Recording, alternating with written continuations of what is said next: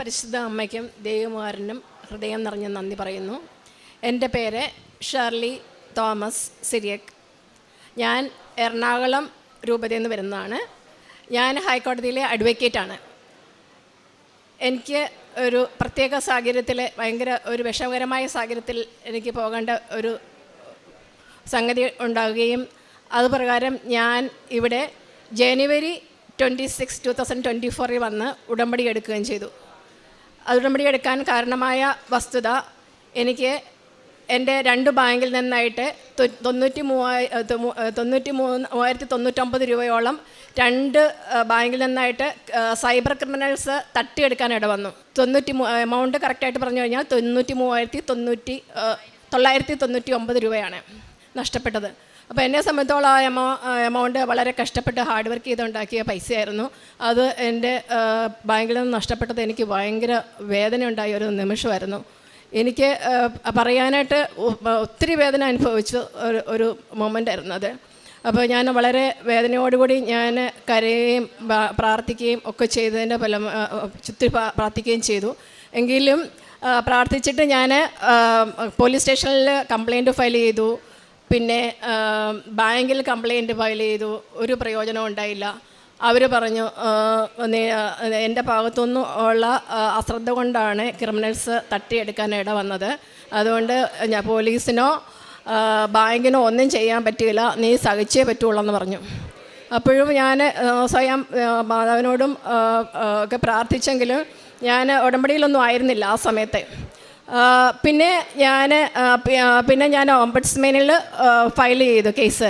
ഓംബഡ്സ്മാന് പറഞ്ഞു, ഓംബഡ്സ്മാനും എനിക്കെതിരെ എന്നെ കേൾക്കാതെ തന്നെ ഞാൻ കൊടുത്ത റെസ്പോൺസ് മാത്രം വെച്ചുകൊണ്ട് എന്നെ നേരിട്ട് കേൾക്കാതെയാണ് കേസിൻ്റെ ഓർഡർ പാസ്സാക്കിയത്. ഓംബഡ്സ്മാന് കേസ് തള്ളി. എനിക്ക് പ്രതികൂലമായിട്ടാണ് കേസ് തള്ളിയത്.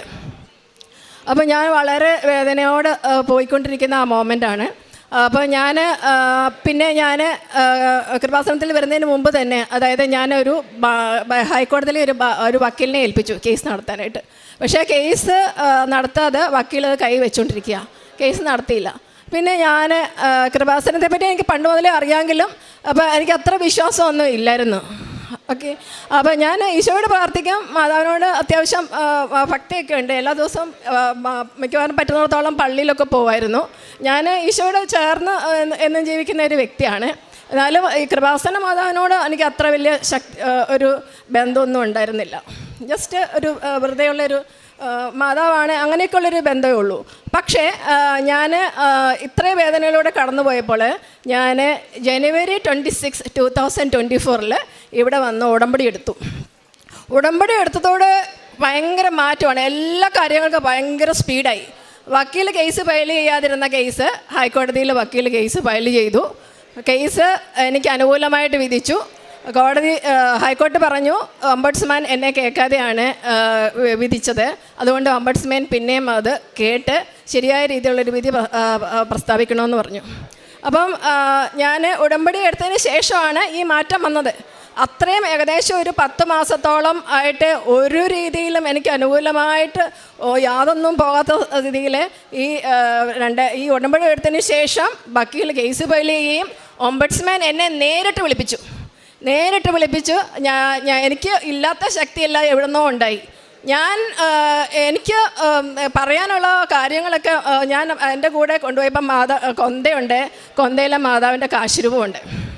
കാശുരൂപ മുറുകെ പിടിച്ചിട്ടും ഉപ്പ് ഞാൻ അവിടെ കയറി അവിടെയൊക്കെ പൊടിച്ച് ഇട്ടിട്ടൊക്കെയാണ് ഞാൻ ഓംബഡ്സ്മാൻ്റെ റൂമിലേക്ക് കയറിയത്. അപ്പോൾ ഓംബഡ്സ്മാൻ്റെ റൂമിലേക്ക് കയറിയപ്പോൾ ഓംബഡ്സ്മാൻ്റെ കൂടെ ഒരു 5-6 പേരോളം ഉണ്ട് ഓംബഡ്സ്മാൻ്റെ ഡിസിഷന്. അപ്പം എനിക്ക് അത്ര ശക്തിയൊന്നും ഇല്ലെങ്കിലും പരിശുദ്ധ അമ്മ എനിക്ക് ഭയങ്കരമായിട്ടൊരു ബലം അങ്ങോട്ട് തന്നു. അപ്പം ഞാൻ ഒരിക്കലും പറയാത്ത കാര്യങ്ങളും ഒരിക്കലും ചിന്തിക്കാത്ത കാര്യങ്ങളും പോയിൻറ്റ്സുകൾ ഇങ്ങനെ അങ്ങോട്ട് പറഞ്ഞു തരിക എന്നോട്.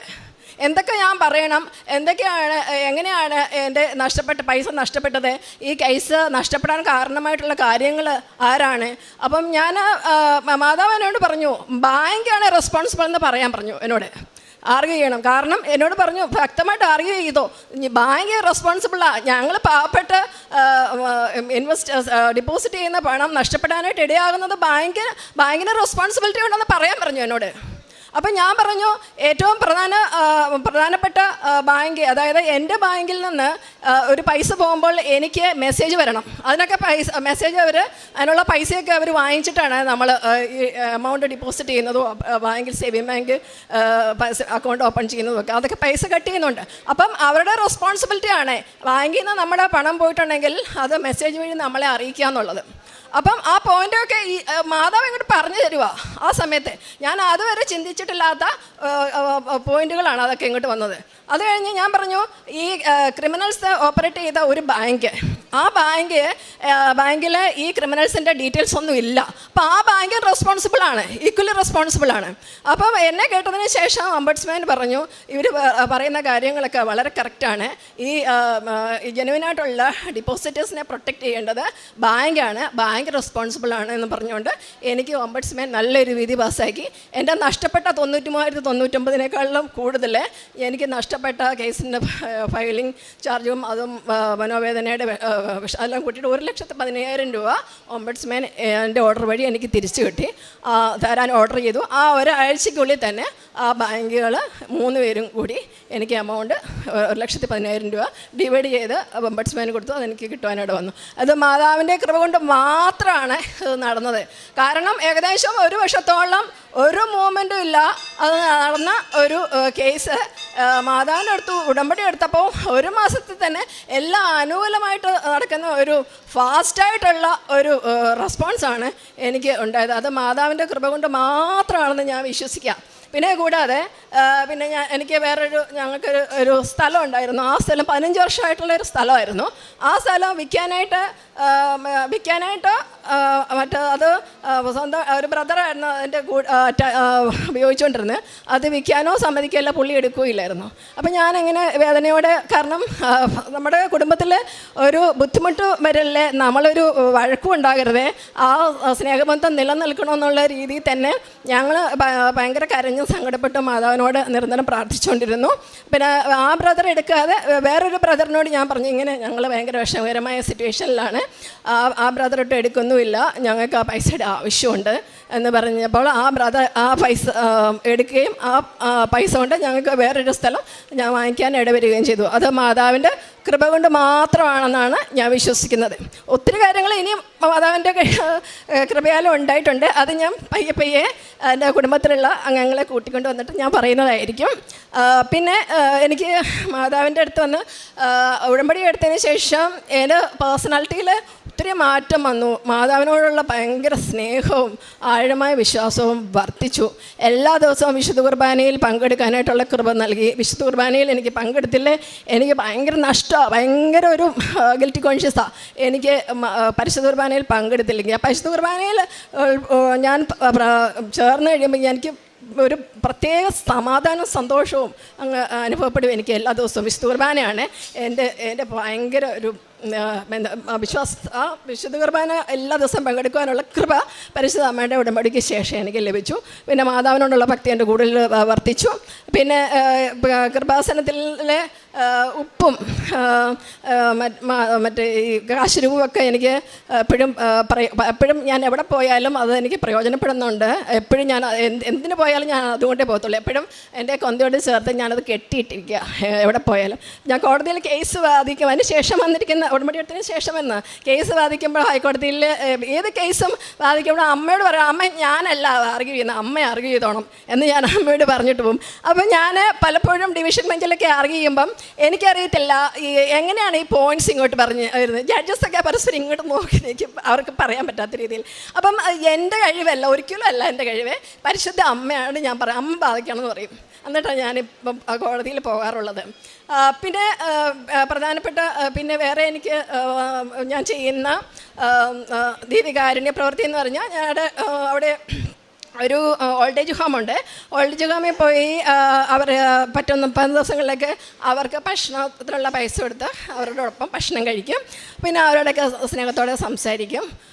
പിന്നെ ഏറ്റവും പ്രധാനപ്പെട്ട കാര്യം എന്ന് പറഞ്ഞു കഴിഞ്ഞാൽ ഹൈക്കോടതിയിലെ ഹൈക്കോടതി ലീഗൽ സർവീസിനോട് ചേർന്ന് പ്രവർത്തിക്കുന്ന ഒരു സീനിയർ അഡ്വക്കേറ്റാണ് ഞാൻ. ഒത്തിരി പാവപ്പെട്ട വ്യക്തികൾ, പല കാസ്റ്റപ്പെട്ട ആൾക്കാർ വരും വളരെ വേദനയോടെ. ഞാൻ അവരോട് ഞാൻ പറയും, എൻ്റെ കഴിവല്ല, പരിശുദ്ധ അമ്മയുടെയും ഈശോയുടെയും കഴിവുകൊണ്ടാണ് ഞാൻ ബാധിക്കുന്നത്.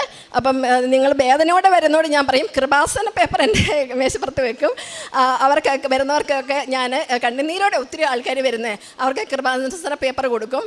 അവർ irrespective of caste and creed അവരിവിടെ വന്ന് പ്രാർത്ഥിക്കുകയും അത്ഭുതകരമായിട്ട് ഒത്തിരി പേർക്ക് പല പല വിജയവും നീതിയും ലഭിക്കുകയും ചെയ്തിട്ടുണ്ട്. പിന്നെ വേറെ പേപ്പർ ഞാൻ കൊണ്ടുവന്ന പേപ്പറുകളൊക്കെ ഞാൻ പേഴ്സണലി എല്ലാവരോടും പറഞ്ഞിട്ടാണ് പേപ്പർ ഞാൻ കൊടുക്കുന്നത്. അപ്പോൾ എന്നെ പലരും കളിയാക്കിയാൽ എനിക്ക് ഞാൻ പറഞ്ഞു, what am is because of my God എന്ന് പറയും. എനിക്ക് എൻ്റെ തമ്പുരാനെ പരിശുദ്ധ അമ്മയെയും പ്രഘോഷിക്കുന്നതിൽ എനിക്കൊരു ലജ്ജയില്ല. നിങ്ങൾ എന്ത് വേണമെങ്കിലും പറഞ്ഞു, I am whatever am is because of my God എന്ന് പറയും. ദൈവത്തിന് നന്ദി. പുറപ്പാടിൻ്റെ പുസ്തകം 14-ാം അധ്യായം 14-ാം തിരുവചനം അരുളി ചെയ്യുന്നു, നിങ്ങൾ ശാന്തരായിരുന്നാൽ മതി, കർത്താവ് നിങ്ങൾക്ക് വേണ്ടി യുദ്ധം ചെയ്തുകൊള്ളും.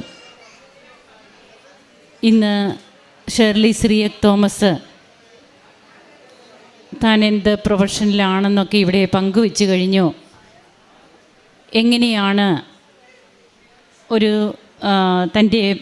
തനിക്ക് നഷ്ടപ്പെട്ട ഒരു എമൗണ്ട്, സൈബർ ക്രിമിനൽസ് തട്ടിയെടുത്ത തൻ്റെ എമൗണ്ട്, അതിന് തനിക്ക് ചിലവായതിൻ്റെ എല്ലാം, അതുപോലെ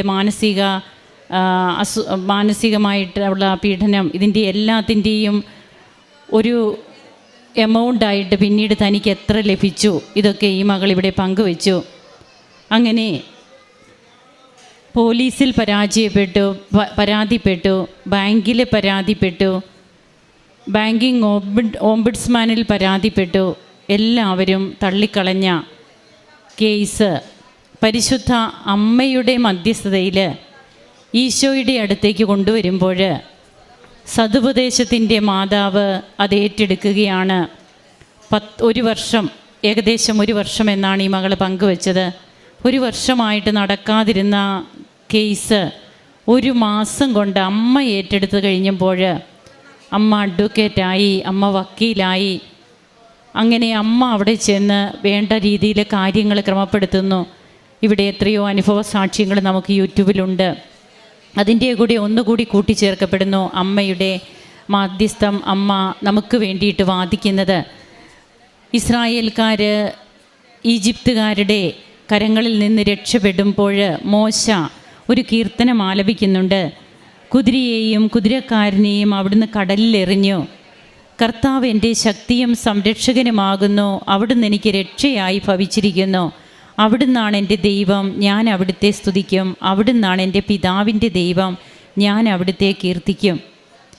പുറപ്പാട് 15-ാം അധ്യായത്തിൽ 1 മുതലുള്ള തിരുവചനങ്ങളാണിത്. ഇന്ന് താൻ കൃപാസന പത്രം കൊടുക്കുമ്പോൾ തൻ്റെ അനുഭവം പറഞ്ഞു കൊടുക്കുന്നു. താൻ മറ്റൊരു വ്യക്തിയായി മാറി. ഇവിടെ വരുന്നതിന് തനിക്കുണ്ടായിരുന്ന ബുദ്ധിമുട്ടുകൾ എന്തെല്ലാമാണെന്ന് ഈ മകൾ ഇവിടെ ആദ്യമേ തന്നെ പങ്കുവെച്ചു. എന്നാൽ വന്നതിന് ശേഷം തന്നെ കൈപിടിച്ച് നടത്തിയ ദൈവിക സ്വരം ശ്രവിക്കുകയാണ്. യെശയ്യാ 30:21 നീ വലത്തോട്ടോ ഇടത്തോട്ടോ തിരിയുമ്പോൾ നിൻ്റെ കാതുകൾ പിന്നിൽ നിന്നൊരു സ്വരം ശ്രവിക്കും. ഇതാണ് വഴി, ഇതിലേ പോവുക.